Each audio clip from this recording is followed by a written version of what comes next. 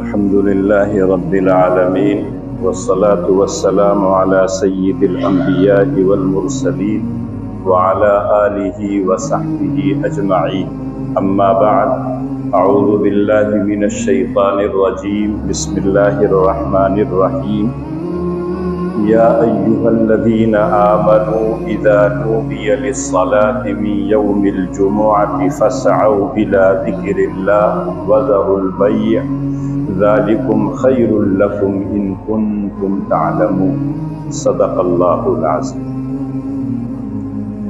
بزرگان ملت، برادران اسلام، رمضان کا مبارک مہینہ بالکل قریب الختم ہے۔ پہلا عشرہ جو رحمتوں کا عشرہ تھا وہ ختم ہو چکا، دوسرا عشرہ مغفرت کا تھا وہ بھی ختم ہو چکا، تیسرا عشرہ جو جہنم سے خلاصی کا ہے اس کے 1-2 دن باقی۔ آج تو ختم ہی ہو گیا، 29 کا اگر چاند ہو گیا تو 2 دن، 30 کا ہوا تو 3 دن، بس یہ 2-3 دن باقی ہیں۔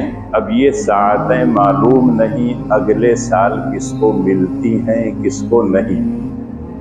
پچھلے سال رمضان میں ہمارے ساتھ بہت سے لوگ تھے، اٹھتے بیٹھتے تھے، مسجدوں میں آتے تھے، اس سال دکھائی نہیں دے رہے ہیں، اللہ کو پیارے ہو۔ آج جو دکھائی دے رہے ہیں معلوم نہیں اگلے رمضان میں رہیں گے یا نہیں رہیں گے، یہ اللہ ہی بہتر جانتا ہے۔ لیکن ہمیں اور آپ کو یہ دعا ضرور کرنا چاہیے کہ اللہ اگلا رمضان بھی ہمیں نصیب کرے تاکہ اس کی رحمتیں، برکتیں، مغفرتیں ہم کو مل سکیں۔ ہم سب یہ جانتے ہیں کہ اسلام میں جمعہ کے دن کی بہت زیادہ اہمیت اور فضیلت ہے۔ ابھی کچھ دنوں پہلے آپ سنتے تھے کہ جمعہ تو سال میں 52 آتے ہیں، ہمارا تہوار ایک آتا ہے، اور نہ جانے کتنی الٹی سیدھی باتیں۔ لیکن ان کو اگر یہ معلوم ہو جائے کہ جمعہ کے دن کی اہمیت اسلام میں کیا ہے تو شاید وہ اس طرح کی بات نہ کریں۔ جمعہ کے دن کو اللہ کے رسول صلی اللہ علیہ وسلم نے کہا سب سے افضل دن ہے۔ ہفتے میں 7 دن ہوتے ہیں لیکن اس میں سب سے بہترین دن جمعہ کا دن۔ جمعہ کو سید الایام کہا گیا ہے، دنوں کا سردار، ہفتہ کی عید کہا گیا ہے، اور اللہ کے رسول صلی اللہ علیہ وسلم کی بہت سی احادیث ہیں جس میں جمعہ کی اہمیت بھی بتائی گئی ہے اور اس کی بعض خصوصیات کا تذکرہ۔ ان تمام احادیث کو اگر جمع کیا جائے تو پتہ یہ چلتا ہے یہی جمعہ کا دن ہے جس دن سب سے پہلے انسان پیدا کیے گئے۔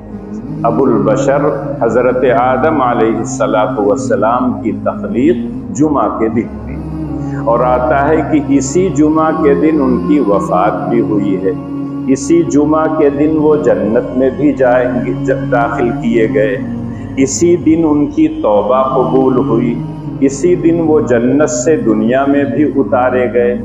یہی جمعہ کا دن ہے جس میں سور پھونکا جائے گا اور یہ دنیا ختم ہوگی، قیامت برپا ہوگی۔ تو جمعہ کا دن بہت اہمیت کا حامل ہے، اور اللہ کے رسول صلی اللہ علیہ وسلم نے اس کے ساتھ مزید جو اہمیتیں بتائی ہیں، اس کے جو آداب بتائے ہیں، اس کے جو خصائص بیان کیے ہیں، ان تمام کو اگر کوئی آدمی کسی بھی چھوٹی سی حدیث کی کتابوں میں پڑھ لے تو اس کے دل میں جمعہ کی اہمیت بڑھ جائے گی، اس لیے کہ اللہ نے اس پوری کائنات کو 6 دن میں پیدا کیا۔ قرآن نے جگہ جگہ اس کی وضاحت کی کہ اللہ نے آسمان، زمین اور ان دونوں کے بیچ میں جتنی مخلوقات ہیں سب کو اللہ نے 6 دن میں پیدا کیا، اور آخری دن جمعہ تھا، یعنی اس پوری کائنات کی تکمیل کا دن جمعہ۔ شروع ہوا تھا اتوار سے، سبت کہتے ہیں کٹا ہوا، اسی لیے نصرانی لوگ کہتے ہیں اللہ میاں خالی رہنے دم۔ اتوار سے شروع کیا، جمعہ تک میں پوری کائنات مکمل ہو گئی، اب خالی تھے اس لیے وہ لوگ اس دن کو مناتے۔ یہودی حضرات اتوار کو مناتے ہیں کہ تخلیق شروع ہوئی، لیکن اللہ نے مسلمانوں کے لیے ایک ایسا دن متعین کیا جو اس پوری کائنات کی تخلیق اور تکمیل کا آخری دن تھا، اور وہ ہے جمعہ۔ یقینی طور پر جمعہ سید الایام۔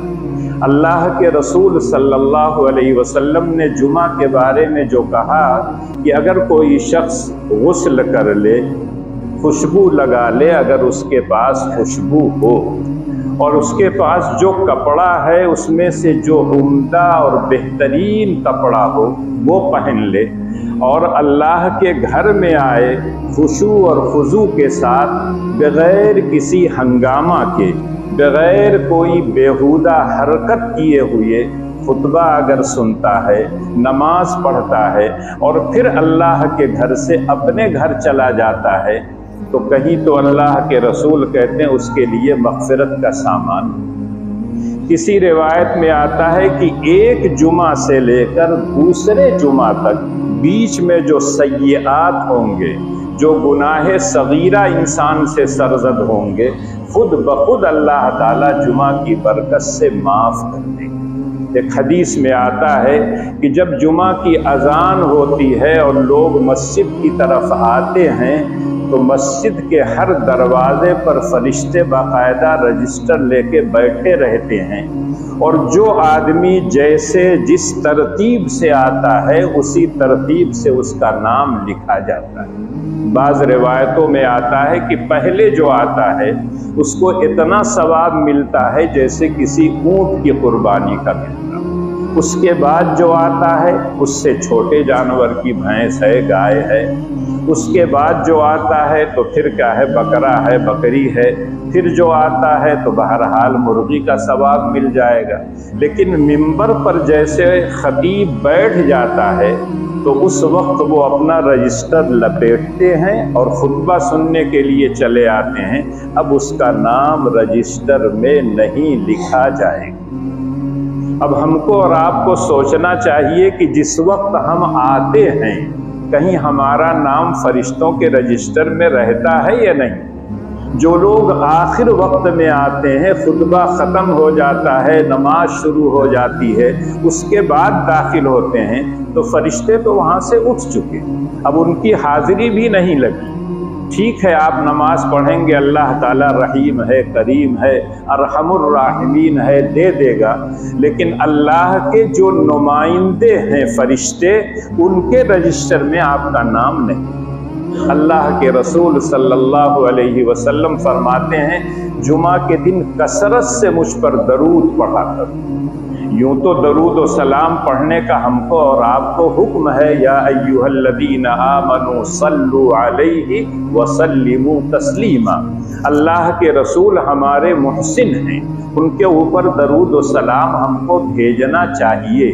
قریب سے آدمی بھیجتا ہے، بالکل مزار کے پاس سے، تو اللہ کے رسول خود سنتے ہیں، اللہ خود پہنچا دیتے ہیں، اور اگر دور سے پڑھا جاتا ہے تو حدیث میں آتا ہے کہ فرشتے اس درود و سلام کو اللہ کے رسول کے پاس پہنچا دیتے ہیں۔ اور اللہ کے رسول نے جہاں درود پڑھنے کا حکم دیا ہے وہاں یہ کہا ہے کثرت سے جمعہ کے دن پڑھا کرو، اس لیے کہ میرا درود و سلام مجھ پر پیش کیا جاتا ہے۔ تو اگر آپ پڑھیں گے تو آپ کا نام بھی رہے گا، آپ نہیں پڑھیں گے تو آپ کا نام نہیں آئے گا۔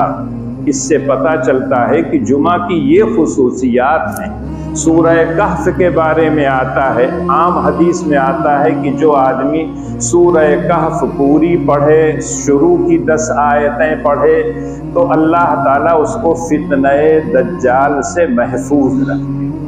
لیکن جمعہ کے دن فضیلت آتی ہے کہ اگر کوئی آدمی رات میں یا دن میں، جمعہ کے دن یا جمعہ کی رات میں سورہ کہف پڑھ لے تو اس کے لیے نور علی نور، اللہ تعالیٰ اس کے لیے ایک دم روشنی اور نور پھیلا دیتے ہیں، اور اس نور میں وہ آدمی جیتا۔ اب ان تمام فضیلتوں کو اور ان تمام خصائص کو اگر کوئی آدمی سنے تو وہ یہ نہیں کہے گا کہ سال میں 52 جمعے آتے۔ جمعہ کی اہمیت ہے، ہفتے کی عید یہ ہے۔ اور جمعہ کو جمعہ اسی لیے کہا جاتا ہے کہ اس میں اجتماع ہوتا ہے۔ محلے کی مسجد میں 5 وقتہ آپ جمع ہوتے ہیں، اس میں افراد کم ہوتے ہیں۔ جمعہ کے دن آپ جامع مسجد میں آتے ہیں، اس میں اجتماع بڑا ہوتا ہے۔ اس کے بعد عید میں جب جاتے ہیں، عید الفطر اور عید الاضحیٰ میں، تو وہاں اور بڑا مجمع ہوتا ہے۔ حج میں جو لوگ جاتے ہیں وہ جانتے ہیں کہ حج میں کتنا بڑا مجمع ہوتا ہے۔ دنیا کے بہت سے ممالک سے بہت سے مسلمان جاتے ہیں۔ تو یہ جو اجتماع ہوتا ہے، یہ خود اگر دیکھا جائے تو برکات اور رحمتوں کا سبب بنتا ہے، اس کے لیے باعث ہوتا ہے۔ ایک جگہ مسلمانوں کو اکٹھا ہونا یہ برکت اور رحمت سے خالی نہیں ہے۔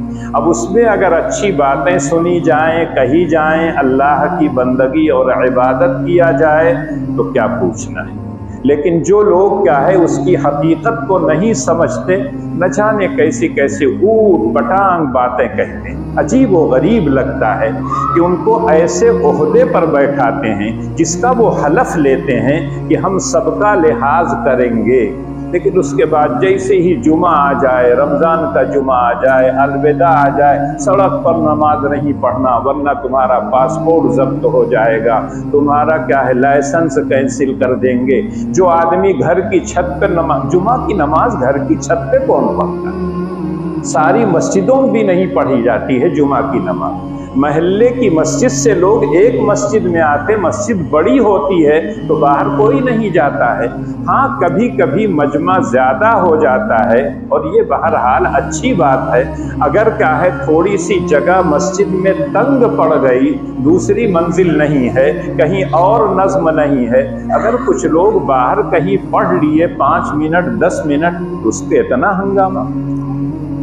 سڑکوں پر 1 مہینے تک ان کا وہ ایک چلتا ہے جو نام نہیں میں لینا چاہتا، اس کے لیے سارے راستے بند کر دیے جاتے ہیں، ان کے لیے ہیلی کاپٹر سے پھول برسایا جاتا ہے، اور باقاعدہ ان کے لیے پولیس جو ذمہ دار ہوتے ہیں، دلی وغیرہ میں نے دیکھا سڑک کے کنارے ان کے لیے بیڈ اور صوفہ لگے ہوئے رہتے ہیں، اور یہ تمام لوگ ان کی خدمت کرتے ہیں، پیر دباتے ہیں۔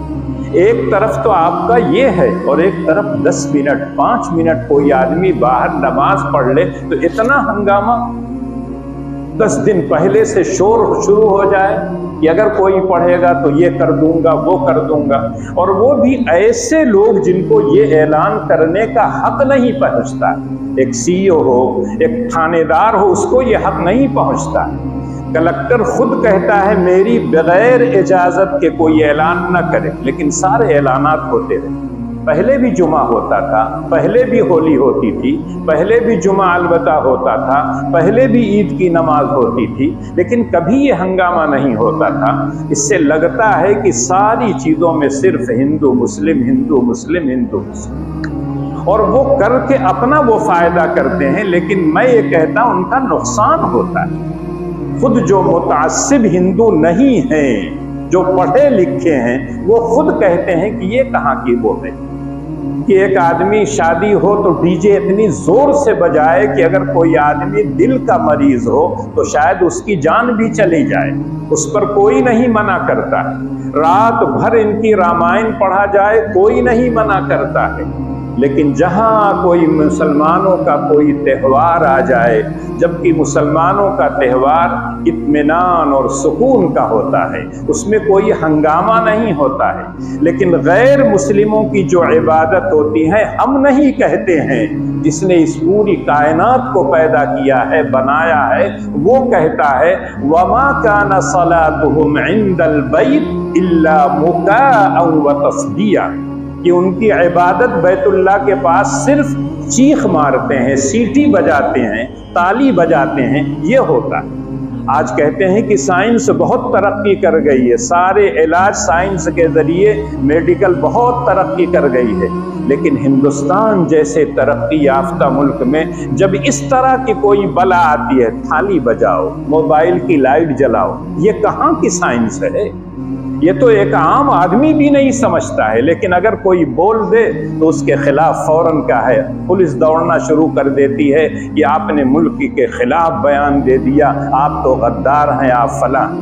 جج جو ہے کئی کروڑ روپیہ نقدی پائی جا رہی ہے اور ابھی تک کوئی فیصلہ نہیں ہو پا رہا کہ اس جج کے ساتھ کیا معاملہ کیا۔ لیکن ایک عام آدمی کے گھر میں اگر نکل آئے 1 لاکھ روپیہ تو مار ایک دم پولیس والے ایسا اس کے گھر پہ ٹوٹ پڑیں گے کہ کچھ کہنے کی بات۔ اس لیے ہم کو اور آپ کو بہت محتاط رہنا چاہیے، اور خاص طور سے اپنے نوجوانوں سے میں یہ کہوں گا کہ آپ اسلام کی تعلیمات کو پڑھیے۔ اسلام کتنا اچھا اور سچا مذہب ہے، دین فطرت اس کو کہا جاتا ہے، دین انصاف اس کو کہا جاتا ہے، ایسا دین جو تمام لوگوں کا خیال کرتا ہے۔ اس کی تعلیمات کو پڑھیے، اور جب اس طرح کی باتیں آئے کہیں تو آپ اپنی نجی مجلسوں میں ان سے کہیں کہ اسلام میں یہ سب نہیں، اسلام تو یہ کہتا ہے راستے میں کوئی تکلیف دہ چیز ہو تو ہٹا دو۔ کوئی آدمی تلاوت کر رہا ہے تو اس کے بغل میں بیٹھ کر زور سے قرآن مت پڑھو تاکہ اس کی نماز میں خلل ہو۔ جو اتنا وہ کرتا ہو، اسلام تو یہ کہتا ہے جامع مسجد میں کوئی آدمی آ گیا اور جمعہ کا دن ہے، کوئی آدمی بات کر رہا ہے تو اس کو اگر اس نے کہا چپ ہو جاؤ تو حدیث میں آتا ہے یہ بھی لغو بات، یہ بھی بیہودہ بات ہے۔ اس کا مطلب یہ ہے کہ ہر وقت اللہ کے دربار میں سکون ہونا چاہیے، اطمینان ہونا چاہیے، یکسوئی ہونا چاہیے، خشوع اور خضوع کے ساتھ آدمی کو نماز پڑھنا چاہیے۔ جو آیت میں نے پڑھی ہے وہ سورہ جمعہ کی آیت ہے، جس میں اللہ کہتے ہیں یا ایھا الذین آمنوا اذا نودی للصلاۃ من یوم الجمعہ فاسعوا الی ذکر اللہ وذروا البیع۔ اے ایمان والو، تمام لوگوں کو اللہ نہیں مخاطب کر رہے ہیں، جو ایمان کا دعویٰ کرتے ہیں، جو کلمہ پڑھ چکے ہیں، ان سے اللہ کہتے ہیں جب جمعہ کے دن اذان دی جائے فاسعوا الی ذکر اللہ کی یاد کی طرف، اللہ کے دربار میں خطبہ کے لیے، سننے کے لیے، نماز پڑھنے کے لیے جلدی چل۔ فاسعوا الی ذکر اللہ کا مطلب فوراً چل، دوڑ کے نہیں آنا۔ جبکہ عام نمازوں کے سلسلے میں بھی اللہ کے رسول نے کہا علیکم السکینۃ والوقار۔ جب تم نماز کے لیے مسجد میں آؤ تو اگر کبھی دیر ہو گئی ہے تو دوڑو مت کہ پیجامے میں پھنس کر، لنگی میں پھنس کر گر پڑے، چوٹ آ گئی۔ فاسعوا الی ذکر اللہ کا مطلب ہے اطمینان اور سکون کے ساتھ فوراً چل پڑو۔ اس کے بعد اللہ کہتے ہیں وذروا البیع، خرید و فروخت ایک مشغلہ ہے جس کی وجہ سے آدمی کبھی کبھی نماز میں تاخیر کر دیتا ہے، تو اس کا قرآن نے ذکر کیا، لیکن مراد یہ ہے جتنے وہ مشاغل جو نماز میں خلل پیدا کرتے ہوں، نماز میں آنے سے تاخیر پیدا کرتے ہوں، ان تمام کاموں کو چھوڑ۔ بچپن میں ہم لوگ سنتے تھے اپنے دادا سے، اپنے بڑوں سے کہ جمعہ کے دن نماز سے پہلے شکار کرنے مت جایا۔ یہ وہی بات ہے کہ جب شکار کے لیے جاؤ گے تو ہو سکتا ہے کہ جمعہ کی نماز میں تاخیر سے پہنچو گے، اس لیے جانا ہو شکار کے لیے تو نماز پڑھ کے جاؤ۔ اور خود حکم بھی ہے فَإِذَا قُضِيَتِ الصَّلَاةُ فَانتَشِرُوا فِي الْأَرْضِ وَابْتَغُوا مِن فَضْلِ اللَّهِ۔ نماز پڑھ چکے ہو، اب تسبیح لے کے مت بیٹھو۔ اگر تم تاجر ہو جاؤ دکان کھولو، اگر تم کسان ہو کھیت میں کام ہے تو جاؤ کھیت میں، اگر تمہیں بازار میں کام ہے تو جاؤ بازار میں اور اپنی ضرورت کا سامان لے کے آؤ۔ اللہ نے جتنا حکم دیا ہے اس کے اعتبار سے تم پابندی کرو۔ لیکن ہم آپ نماز میں تو جلدی نہیں آتے، الٹی سیدھی بحث شروع کر دیتے، پہلی اذان پر یا دوسری اذان پر، خطبے کی اذان پر، یا جو بلانے کے لیے آتا ہے۔ صحیح ہے کہ اللہ کے رسول صلی اللہ علیہ وسلم کے زمانے میں ایک اذان ہوتی تھی، لوگ کم تھے، مسجد کے باہر دروازے کے اوپر سے، منبر سے، مینار سے اذان ہو جاتی تھی، سب لوگ سن لیتے تھے، پہنچاتے تھے۔ لیکن بعد میں حضرت ابو بکر کا زمانہ رضی اللہ تعالیٰ عنہ کا آیا، اس میں بھی بہت زیادہ، حضرت عمر کے زمانے میں اس میں بھی افراد اتنے زیادہ نہیں تھے کہ باہر ضرورت پڑتی۔ حضرت عثمان غنی رضی اللہ تعالیٰ عنہ کا جب زمانہ آیا ہے تو مجمع بہت زیادہ ہونے لگا، اور اس مجمع کو بلانے کے لیے ایک اذان حضرت عثمان نے تمام صحابہ کے مشورے سے شروع کیا کہ ایک اذان پہلے ہو جائے جس سے یہ اطلاع مل جائے کہ جمعہ کا وقت شروع ہو گیا ہے، اور جب خطبے کے لیے ممبر پر امام بیٹھتا ہے جو اذان ہوتی ہے وہ جو اندر ہیں ان کے لیے اذان ہوتی ہے، اب لا صلاۃ ولا کلام۔ جب ممبر پر خطیب آ گیا ہے تو اب نوافل مت پڑھیے، تلاوت مت کیجیے، ذکر و اذکار مت کیجیے، آپ خاموشی کے ساتھ خطبہ سنیے۔ خطبہ سمجھ میں آئے نہ سمجھ میں آئے تب بھی آپ کو سننا ہے۔ اسی کی تطبیق کے لیے یہ کر دیا گیا کہ جو خطبہ ہوتا ہے اسی سے پہلے جو بیان ہوتا ہے اس میں یہی باتیں ذکر کر دی جاتی ہیں جو لوگ عربی زبان نہیں سمجھتے ہیں تاکہ ان کی سمجھ میں آ جائے، لیکن بعض لوگ یہ سمجھتے ہیں کہ نہیں وہ تو امام صاحب کا کام ہے، اپنا بولتے رہیں گے، ہم تو اپنے مت چلیں گے۔ شہروں میں جو امام ہوتے ہیں تنخواہ پر ہوتے ہیں، کمیٹی کی طرف سے پابندی ہوتی ہے، اذان ہو تو آپ بیٹھ کے بیان شروع کر دیجئے، کوئی رہے نہ رہے اس سے کوئی مطلب، یہ آپ کی ذمہ داری ہے، اس کے لیے آپ کو تنخواہ دیتے ہیں۔ اور وہ بیچارہ بیٹھ جاتا ہے، کوئی نہیں رہتا ہے، 10-5 آدمی رہتے ہیں، اور جب وہ تقریر ختم کر لیتا ہے، خطبہ شروع کر لیتا، ختم کرتا ہے تو پتہ چلا پوری مسجد بھر گئی۔ جمعہ کے دن تو پہلے آنے کا حکم ہے، فرشتے نام آپ کا لکھیں گے، اسی اعتبار سے آپ کو اجر و ثواب ملے گا۔ خود اللہ بھی کہتے ہیں اذا نودی للصلاة من یوم الجمعہ فاسعوا الی ذکر اللہ، لیکن حضرت عثمان نے اپنے طرف سے نہیں کہا تھا، صحابہ کا اجماع تھا، اور علیکم بسنتی وسنت الخلفاء الراشدین، اللہ کے رسول نے کہا ہے میری سنت اور میرے خلفاء راشدین کی جو سنت ہے اس پر تمہیں چلنا ہے۔ تو جیسے ہی جمعہ کی اذان ہو، اگر پہلے آپ نہیں پہنچ سکتے ہیں تو اذان سن کے آ جائیے نا۔ ایک مرتبہ حضرت عثمان غنی حضرت عمر رضی اللہ تعالیٰ عنہ کا زمانہ تھا، حضرت عمر رضی اللہ تعالیٰ عنہ خطبے کے لیے بیٹھ گئے اور حضرت عثمان غنی آئے، اور کسی وجہ سے ان کو تاخیر ہو گئی، اور جب وہ آئے ہیں تو سنت پڑھنے کا ان کو موقع نہیں ملا، تو حضرت عمر نے کہا اتنی تاخیر سے؟ تو انہوں نے کہا اذان سنا ہوں، فوراً چلا آیا ہوں وضو کر کے، غسل بھی نہیں کیا میں نے۔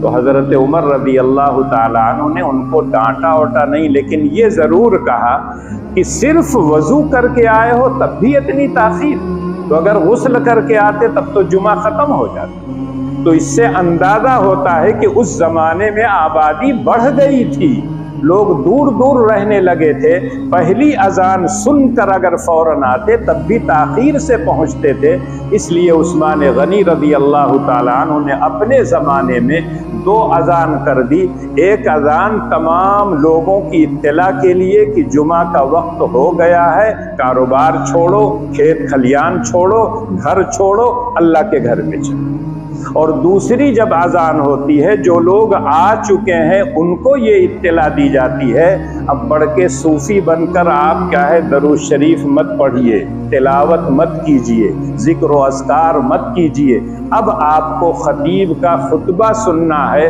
اور فرشتے بھی اس وقت اپنا رجسٹر بند کر کے مسجد میں آتے ہیں اور خطیب کا خطبہ سنتے ہیں۔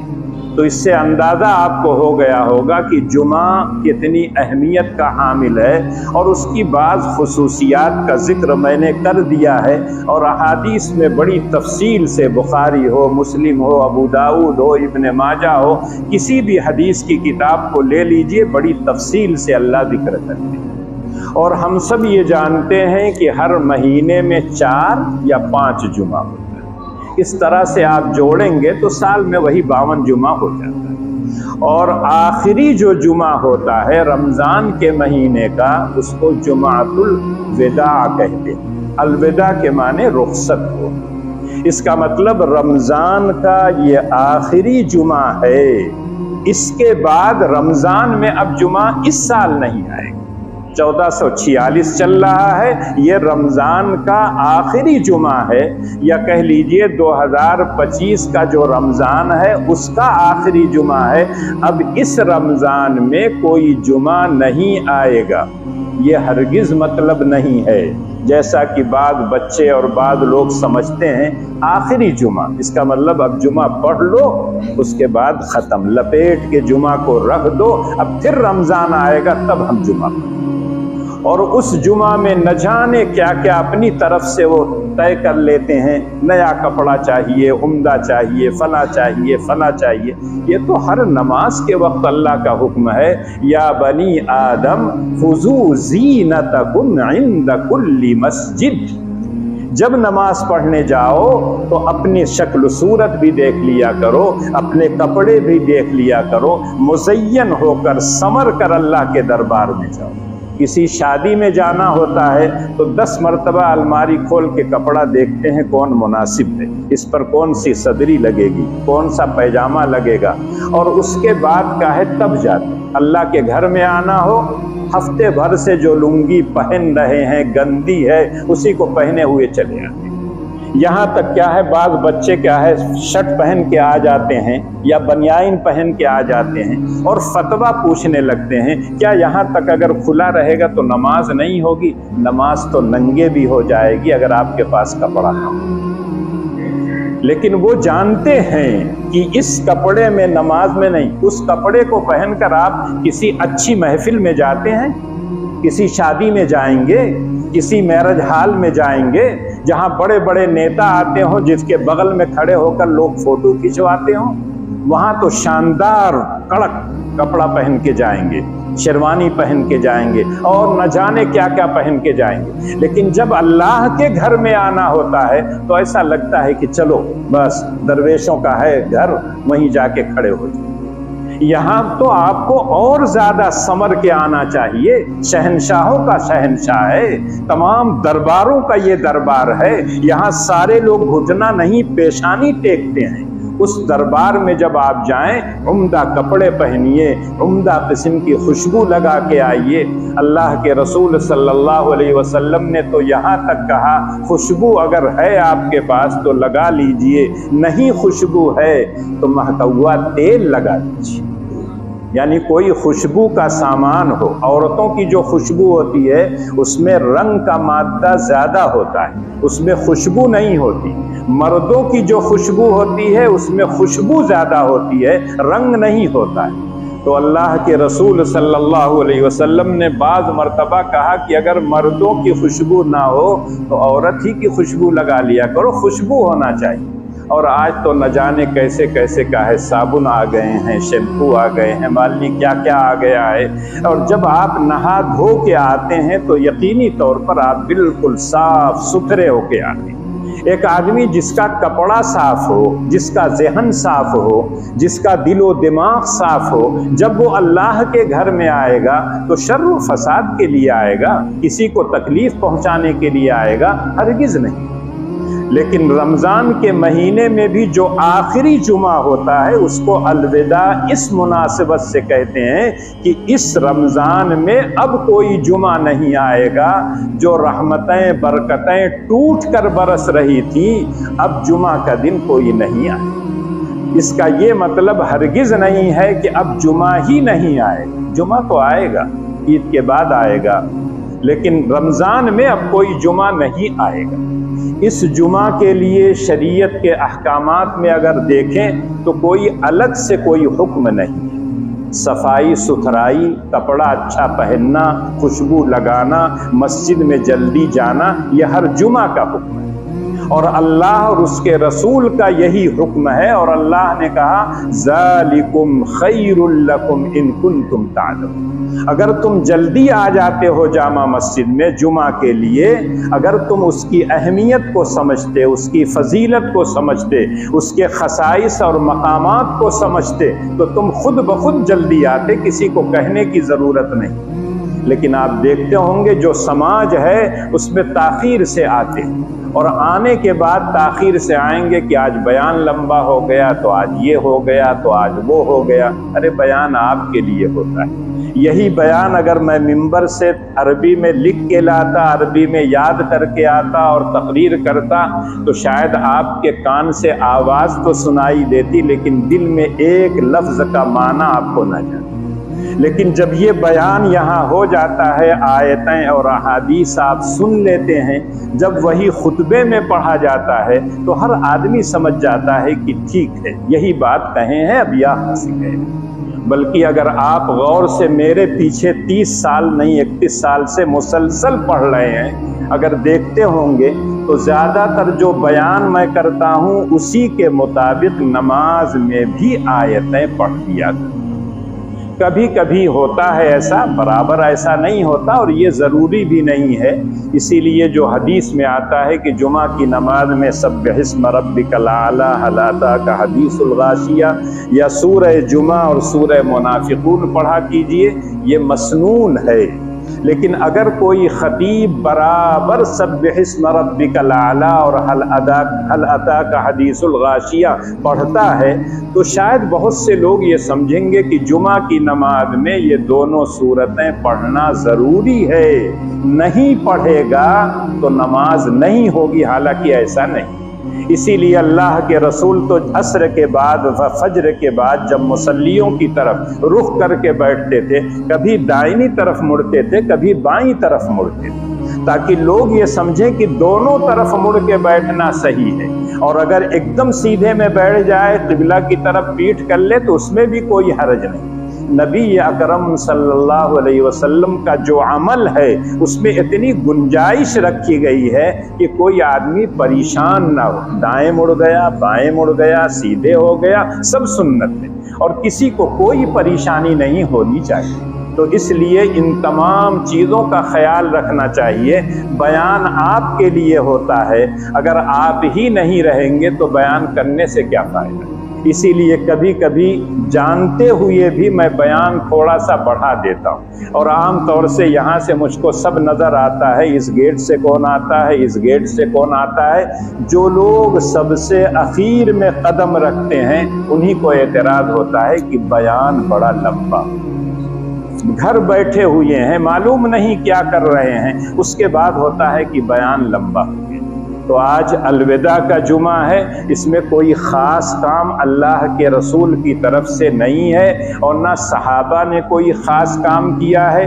جو ہر جمعہ کے لیے کام ہے، نہا کے آنا، خوشبو لگا کے آنا، عمدہ کپڑا پہن کے آنا، جلدی مسجد میں آ جانا، بیہودہ کوئی حرکت مت کرنا، بعد میں آئے ہیں تو پیچھے بیٹھ جائیے، لوگوں کی گردنیں پھلانگ پھلانگ کر آگے مت آئیے، اور خاموشی کے ساتھ خطبہ سنیے، نماز پڑھیے، تب جب آپ جائیں گے تب اللہ کی طرف سے آپ کو مغفرت کا پیمانہ ملے۔ لیکن آدمی یہ سوچتا ہے صرف الوداع کا جمعہ ہے، الوداع کا جمعہ نہیں، سارے جمعہ کی یہی اہمیت اور فضیلت۔ اور جب آپ اس طرح سے جمعہ پڑھیں گے تو آپ یقین کیجئے کہ اللہ تعالیٰ آپ کو نہ جانے کیسی خیر و برکت سے نوازے۔ بہت سے لوگوں کو میں جانتا ہوں کہ جمعہ کے روز وہ باقاعدہ نماز پڑھتے ہیں، نوافل پڑھتے ہیں، تلاوت کرتے ہیں، اس کے بعد پھر مسجد میں ہیں، یہاں بھی تحیت المسجد ہے، سنن ہے، سب پڑھتے ہیں، اس کے بعد اخیر میں جاتے ہیں، ان کو کبھی کوئی اعتراض نہیں۔ لیکن جو لوگ اخیر میں آتے ہیں، بھاگتے ہیں، انہی کو اعتراض ہوتا ہے۔ جبکہ اب تو دو جگہ جمعہ ہونے لگا، پہلے ایک جگہ ہوتا تھا، اب عمران گنج میں بھی ہونے لگا ہے۔ اگر کسی کو بہت جلدی رہا کرے تو چلا جایا کرے، جب جان گئے ہیں کہ یہاں ایک چل رہا ہے تو ٹھیک ہے۔ اسی طرح سے درس قرآن چلتا تھا، تقریباً 17 پارہ ہوا تھا۔ जब तक लोग थोड़ा सा तवज्जो दे रहे थे चल रहा था, जब देखा कोई तवज्जो नहीं है तो मैंने छोड़ दिया। छोड़ने के बाद भी एक दो आदमियों का इसरार रहा, एक आध लोग तो अल्लाह को प्यारे हो गए, एक आध अब भी हैं वो बार बार कहते हैं। तो मैंने कहा दर्स कुरान देने में मुझे कोई तकलीफ नहीं है, मैं आता हूँ, जबकि लोग इसको भी कहते हैं घर के लिए आते हैं, लेकिन कोई आदमी हर हफ्ते घर नहीं आता है इतना पैसा खर्च करके। मैं मदरसे में भी रह सकता हूँ, मदरसे वाले जुमा के लिए कहते हैं, लेकिन मैं जब पहले गया था तभी कह दिया था गांव में सब लोग बयान नहीं करते हैं, इसलिए यहाँ तो आपके बहुत से असातिज़ा हैं, मौलाना मुजीबुल्लाह नदवी रहमतुल्लाह अलैह थे। मैंने कहा आप खुद रहते हैं, अब आपकी मौजूदगी में कौन बयान करेगा। लेकिन उनके ज़माने में कभी कभी मैं गया हूँ, आज भी कहीं जाता हूँ जलसे में तो शर्त रहती है कि जुमा के दिन मुझको घर पहुँचाइएगा, तब मैं टाइम दूंगा जुमेरात को, वरना नहीं। लेकिन इसको वो लोग समझेंगे जो लोग जुमा की अहमियत को समझते हैं, और जो लोग समझते हैं जैसे ज़ोहर की नमाज है वैसे ही जुमा की नमाज है। अभी लॉकडाउन हुआ था, उसमें 5 आदमी आ रहे थे नमाज पढ़ने, जुमा की भी ना। एक साहब से महल्ले में मैंने पूछा, कहा मज़ा ही नहीं आता। इसका मतलब यह है कि जब आप खुद बखुद हालात की वजह से कमा रहे हैं तब तो आपको यह होता है कि मज़ा नहीं आता है, और जब अल्लाह की तरफ से छूट है तब आपको आने में कौन सी परेशानी है। तो इसलिए आप हर जुमा का एहतमाम कीजिए, बयानात को सुनिए। बयानात में किस्से नहीं होते हैं, कुरान और हदीस का मजमून होता है। और ये तहदीस नेअमत के तौर पर कहता हूँ कि कहीं भी चले जाइए, जो आदमी मुसलसल एक जगह खुतबा देता हो, तकरीर करता हो, उससे पूछिए कि कितनी उसकी अहमियत होती है, कितना उसको वक्त देना पड़ता है।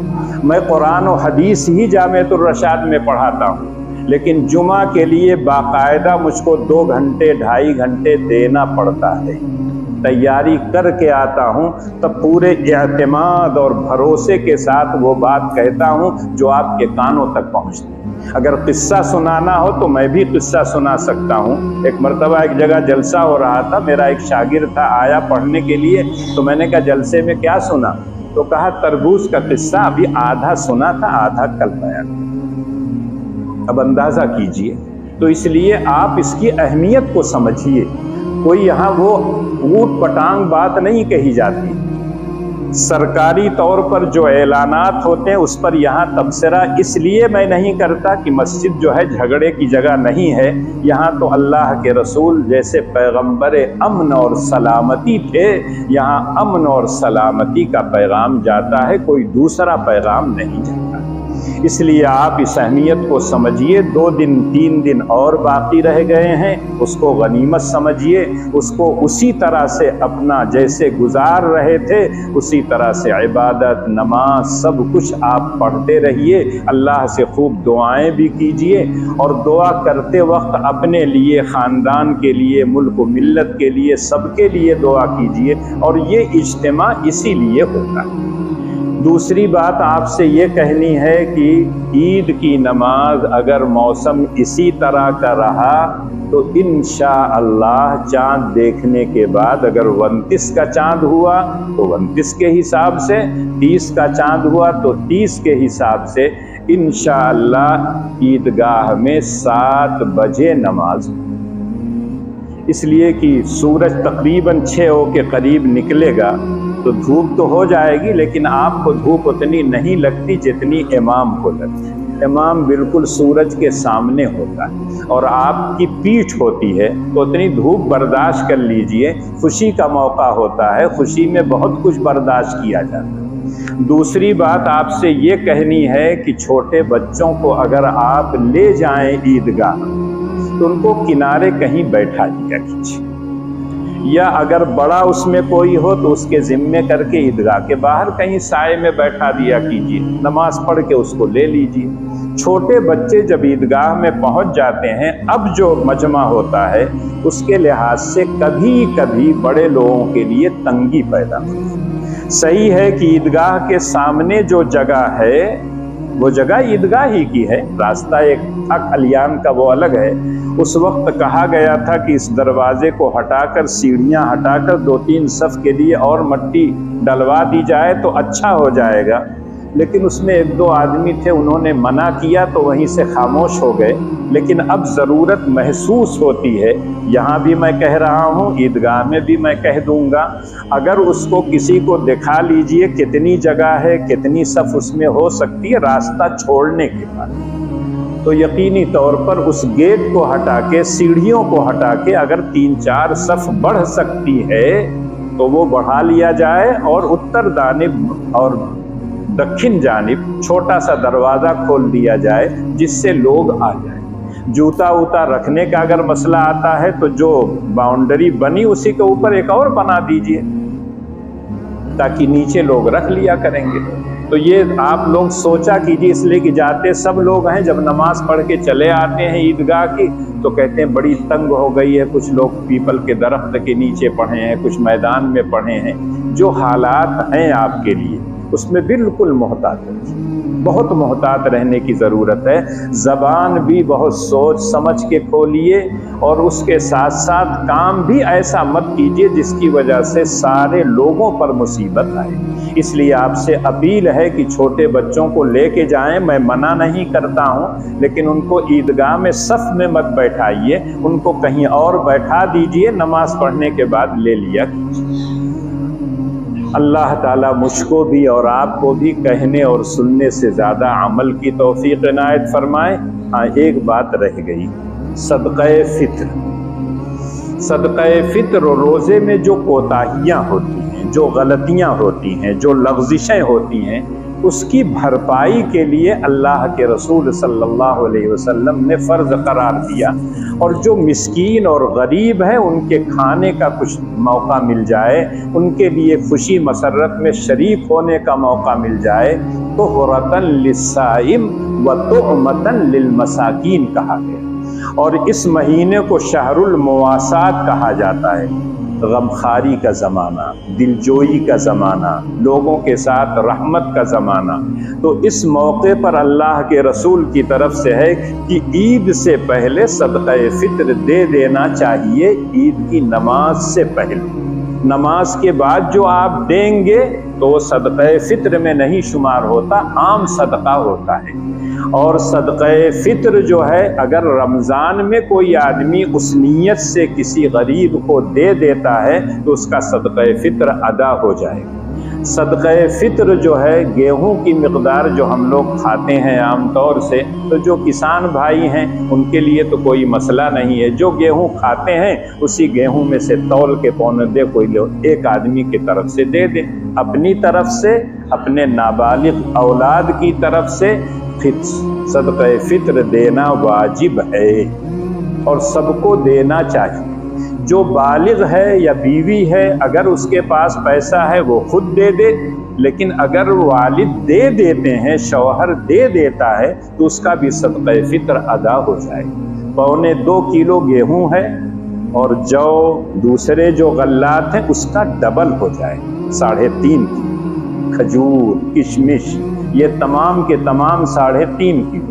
جب ہم لوگ اعلان کرتے ہیں تو عام لوگوں کے اعتبار سے اعلان کرتے ہیں کہ گیہوں کی قیمت اس وقت 30 چل رہی ہے، جو مجھ کو بتایا گیا اس اعتبار سے 50 سے کچھ اوپر ہو رہا ہے، تو اگر 60 آپ دے دیں آپ کا صدقہ فطر ادا ہو جائے۔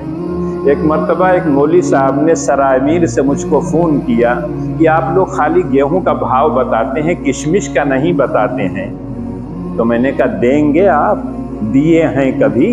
آپ بھی تو مولوی ہیں، ایک مدرسے کے پڑھے ہوئے ہیں، تب تو کہنے لگتے ہیں کہ ہم کو 6,000 10,000 ملتا ہے، کہاں سے اتنا دیں گے؟ لیکن اگر کشمش اور کھجور دیں گے تو 1000 کے قریب پڑ جائے گا۔ جو اگر دیں گے تو تقریباً 900 پڑ جائے گا۔ تو 60 اور 1000 کے بیچ میں جو رقم آپ آسانی سے دے سکتے ہوں اتنی آپ بھی دیں۔ اور صدقہ فطر کے جو مستحقات، جن لوگوں کو دینا ہے، وہ وہی لوگ ہیں جو زکوٰۃ کے مستحق ہیں۔ اس میں عام طور سے ہندوستان وغیرہ میں مدارس کو ترجیح دی جاتی ہے، اس وجہ سے دی جاتی ہے کہ اس میں غریب بچے پڑھتے ہیں، حکومت سے کوئی مدد نہیں لی جاتی ہے۔ بہت سے بچے ایسے ہوتے ہیں کہ جو پڑھنا چاہتے ہیں لیکن اپنا خرچہ نہیں برداشت کر سکتے، تو ان کے کھانے پینے اور چیزوں کا انتظام ہوتا ہے۔ اب اگر جو لوگ صحیح معنوں میں اس طرح کے لڑکوں کو رکھتے ہیں وہ اگر لیں تو بہت اچھی بات ہے، لیکن جب دیکھتے ہوں گے کہاں کہاں سے لوگ چلے آتے ہیں۔ یہاں جب کوئی آتا ہے تو ہر آدمی کہہ دیتا ہے امام صاحب کے پاس چلیے۔ پچھلے ہفتے 2 آدمی آئے کہ میں دیوبند سے آیا ہوں اور مدرسہ اشرفیہ اور دوسرا جامعۃ الشیخ حسین احمد مدنی، آپ جمعہ میں اعلان کر دیجئے۔ میں نے کہا دیکھیے جمعہ کے روز میں کسی کے لیے اعلان نہیں، آپ کو کرنا ہو آپ کر لیجئے۔ تو کہنے لگے مائک چاہیے۔ میں نے کہا مائک مل جائے گا لیکن دعا کے بعد۔ کہنے دعا کے بعد تو سب لوگ چلے جائیں گے۔